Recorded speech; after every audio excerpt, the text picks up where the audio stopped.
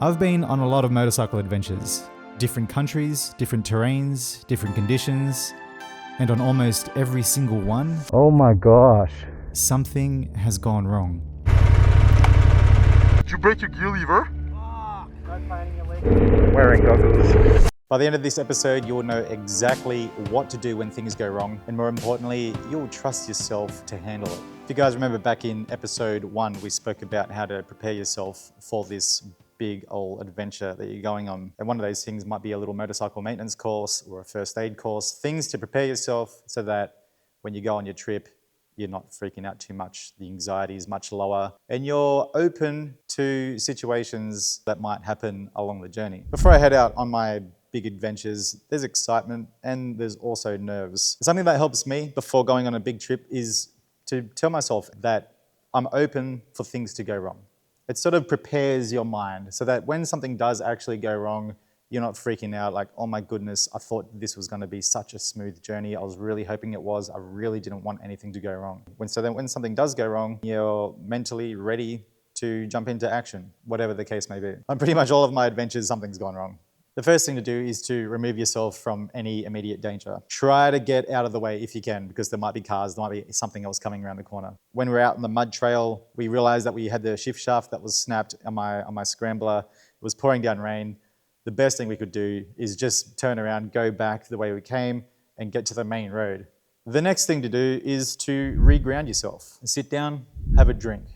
Have something to eat, then do a body scan. Make sure you're feeling okay, your back's not sore, your knees aren't sore, all the things you need to do, because adrenaline usually kicks in, and when adrenaline kicks in, you don't really feel any aches or pains, and you also don't think very clearly either. So the best thing to do once you're out of immediate danger is to just chill out, process what just happened, just breathing and regrounding yourself and telling yourself that you're okay. Accept what happened. You might beat yourself up a little bit, like, damn it, why did I just do that? Why did I take that corner so fast? What an idiot, this trip's ruined. As soon as you start thinking negatively about your trip and that you've ruined everything, try to catch yourself. Just trying to accept that this is happening, because this is like, just so bummed, man. Realize that this is part of the adventure, and this is going to be something that you're going to be telling for years to come. The faster you accept it, the faster you can solve it. I just can't believe this has happened, but we're still just going to make the most of it because we're here, and you know, there's nowhere else I'd rather be.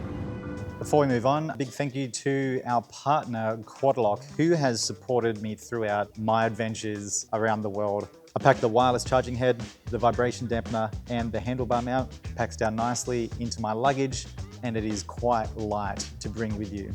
Quadlock has integrated itself into my whole life, my whole ecosystem. When I'm working at the desk, bam, Quadlock's there, it's charging my gear, it's charging my AirPods. They've now got this drink bottle if you want to just watch something while you're working on your bike. Car mounts, boat mounts, action cam mounts, Quadlock are all over it. And you can get 10% off it all using my code in the description below. The next question, once you've assessed your bike or whatever the situation is can it be fixed here? If it can, great, use your tools, work out a way to fix it, take your time. If it's something serious and you're not confident in fixing it, just leave it, call someone, call a tow truck, do the smart thing, and you might have to end your trip there. It's part of the adventure. In my experience, when you're stuck in a situation, it's crazy how your previous knowledge of everything that you learned just resurfaces. If you did a mechanic course, or if you've watched a whole lot of YouTube videos, or you do your own motorcycle maintenance and you've learned a whole bunch in preparation for this trip, that'll all come straight to the forefront of your mind,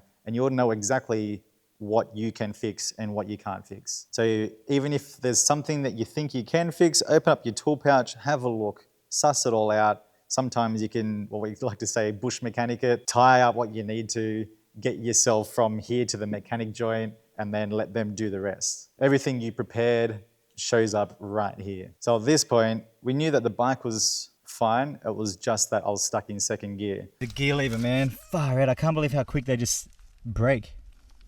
The gear lever, so that's all internal. So that has to come off. The next town was about 3 or 4 hours away, and I had to ride there in second gear. I knew it wasn't going to be an easy fix, but at this point, I couldn't do anything about it. It was just to get to safety, get to accommodation, clean ourselves off because we were covered in so much mud, and then reassess the next morning, which is exactly what we did. We exhausted all resources. We asked for help around, the locals helped us. Like, we went to hardware shops. That clutch basket nut size was huge, and I didn't have a socket to fit that. They actually lent me a good decent socket to try to crack it. They were so helpful. We tried our best. I pulled all the clutch plates out, man, and it was like a 40-degree day under a tree with my scrambler on its side. We're literally pulling all the clutch plates out, and there's all dirt and debris and everything going into the engine. And then after all that, we couldn't get the clutch basket out so that I could change it into third gear so I could at least ride it at a higher speed and take it to a train and get it shipped back to Sydney. After doing everything that we can, we ended up ringing up a motorbike joint that was, oh man, this place was like 5 hours away or something. It was the next town over. Told them our situation, and again, they helped out so much. The next morning, they drove out towards the town that we were in. We did what we could to try to meet him halfway. It wasn't halfway at all. Loaded my bike on the back and we pinned it straight back to his workshop. They pulled my bike apart. They welded everything back together, and then we were back on the road and the trip continued. Something that I thought wasn't gonna happen. So that's the power of asking for help. And remember that motorcyclists help motorcyclists. You're never as alone as you think. And this goes on the flip side. If you see someone that's in a bit of trouble, stop and help them out, you know? Make a call for them, do whatever you need to keep them calm and reassure them that they're okay and that you're there to help them. That's what it's all about, right? Other kinds of issues, you might just have bike electrical issues, like what I was having on the 800 MTX when I was in Montenegro.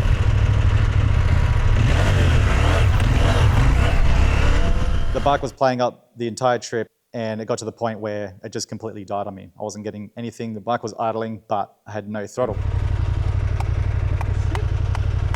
I'm an auto electrician by trade. There's a systematic approach when diagnosing electrical faults. The thing that you want to keep in mind is to start with the simplest thing first. If you've got electrical faults, I'd check the battery terminals, make sure that's fine. Disconnect the battery just to reset the computer. Some ECUs just need 30 seconds, some need 10 minutes, some need 2 hours, some need 24 hours. Check your fuses. Make sure that the fuse is intact and that you haven't blown anything. If it is, replace it. That'll most likely sort your issue out and you can just keep riding. So you sort of hope that one of your fuses is blown and it's just that quick and easy to do. There might be a dead short to ground. So if you put a fuse in and it pops straight away, you've got a dead short. It could also be a faulty sensor as well. So it usually goes fuses, relays, wiring, sensors, even connections to plugs, dirt getting in them as well. Make sure the plugs are clear. Water can cause corrosion in the plugs. At the back of the plugs, there might be some wires coming out. All these tiny little issues will cause big electrical problems that would make you think that your bike is completely done for. Reconnect your battery, see what happens when you turn the ignition on. If everything's clear and you're good to go, then there's an intermittent fault. Maybe a sensor's playing up, and when you're riding, engine light might come on and you lose all your systems again. I unplugged the magnetic pickup sensor for the shifter. When I did that, it was good to go, no issues, and we started steamrolling. I sort of embrace, where I am. If I get stuck, if I get stranded, if there's an issue, I kind of stop and just think like, wow, I'm in Serbia and my bike's stranded. I kind of like the feeling of, MacGyvering my way out of a situation. It's all mindset and how you think of the situation that you're in. Now, you guys would have remembered that I mentioned to have an emergency fund. It's so damn important to have an emergency fund, man.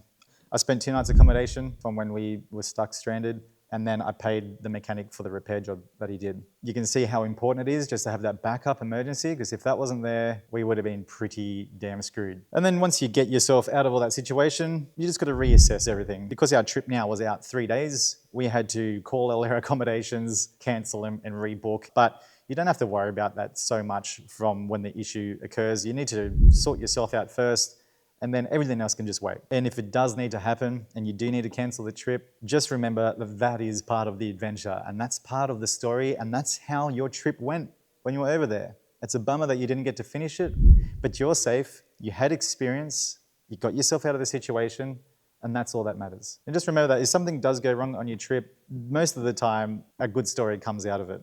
It helps prep you for personal experiences that's going on in your life. You stop fearing issues so much because you know that you can handle them. What I've learned from all this is that staying calm and solving problems under pressure is actually a skill. And like any skill, you can train it. And one thing that I've been using lately to work on that is Brilliant. Brilliant helps you build real problem-solving skills in things like math, coding, and even AI through step-by-step interactive lessons, so you're learning by doing. What I like about it is you're not just watching videos, you're actually solving the problems as you go, which is what builds that kind of thinking. And the courses are built by people from places like MIT, Harvard, and Stanford, but it's designed for anyone, whether you're just starting or getting into it. I've been going through their How AI Works course, which breaks things down like how AI models actually function in a really simple, hands-on way. And honestly, it's the same kind of thinking you use when something goes wrong out there. Breaking things down, staying calm, and figuring it out. To learn for free on Brilliant for a full 30 days, head to the link in the description below or scan the QR code on the screen. And they're also offering 20% off an annual premium subscription, which gives you unlimited access to everything. At the end of the day, things are going to go wrong. That's part of it. But once you know how to deal with it, that's when the adventure really begins.